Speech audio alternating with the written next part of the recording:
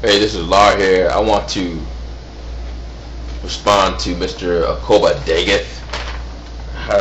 I can't believe I pronounced it right. AKOBADAGETH. His response to racial IQ and race reality. Mr. AKOBADAGETH.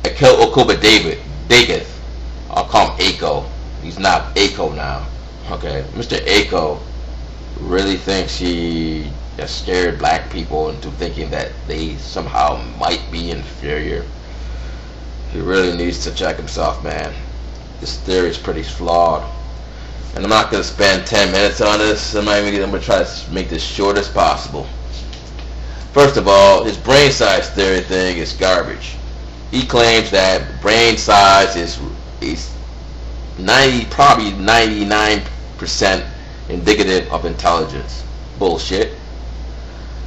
I've done research and I've seen this. First of all, I have sources that state the Cro-Magnon man, which is the descendant of the Europeans, has at least the same size as the modern human. Europeans, again, like I said, are the descendants. So I doubt, if the Cro-Magnon man has the same brain size and even larger, because a lot of the sources say larger, but let's just say that they're over-exaggerating, and really it is equal to the modern human.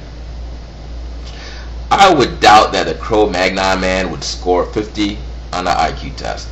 I doubt they would score even a 20 on an IQ test. So the brain size thing is pretty flawed. Let's look at some more evidence. Brain sizes. Brain sizes just within the race, or brain sizes just measured. Average, small, large. Einstein had an average brain size.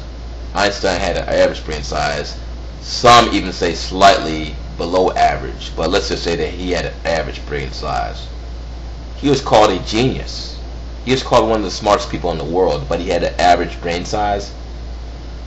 Shouldn't he have a large brain size, Mr. Ako? He doesn't. So, why is that? If you can explain so kindly. And I found two sources that state there is a weak correlation to brain size and IQ.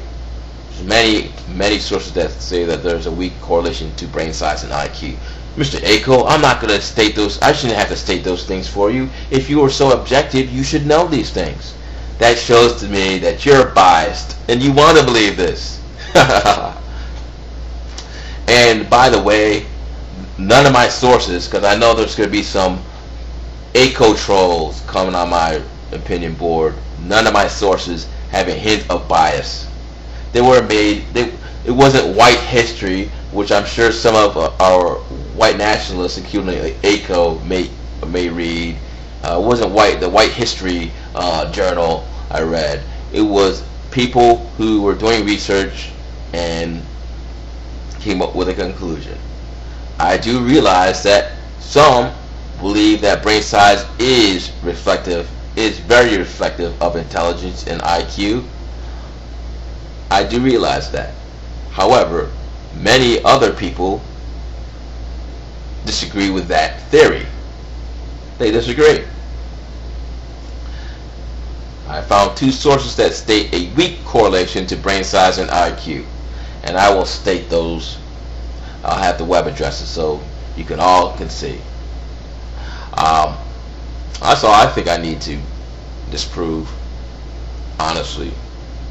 He can read, he can have all his papers and his sources. He questions our sources. He questions the challenger sources, but we should challenge his sources.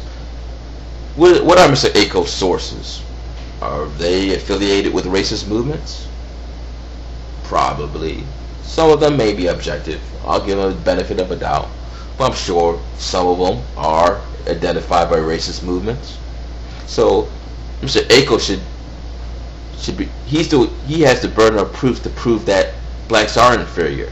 I don't have the burden of proof. See, Mr. Ako is delusional because he really thinks that I should carry the burden of proof.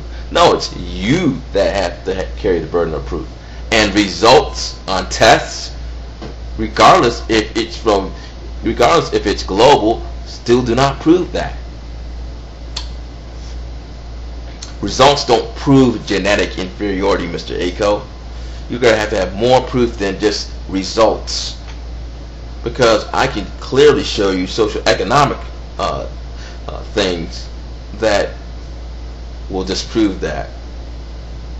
But clearly you don't really care. So anyways, one more thing and then I gotta go.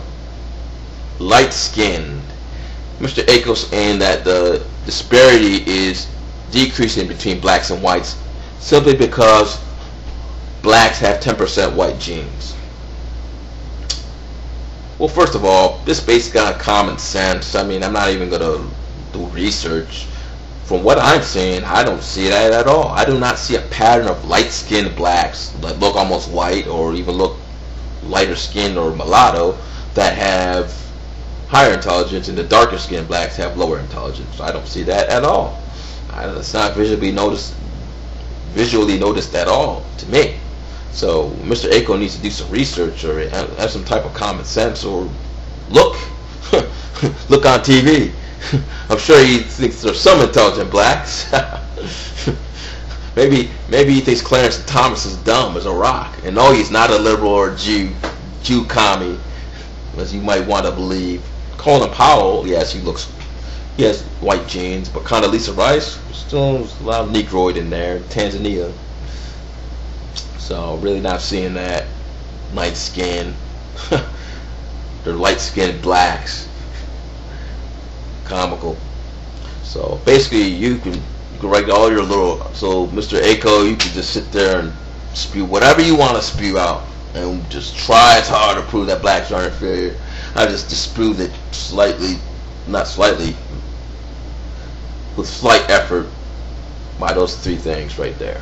Common sense, me seeing, I can see. I don't see a difference of light-skinned blacks and dark-skinned blacks.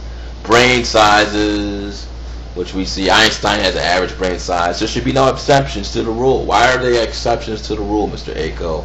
Why are there exceptions? To just a genetic mishap or something? Yeah.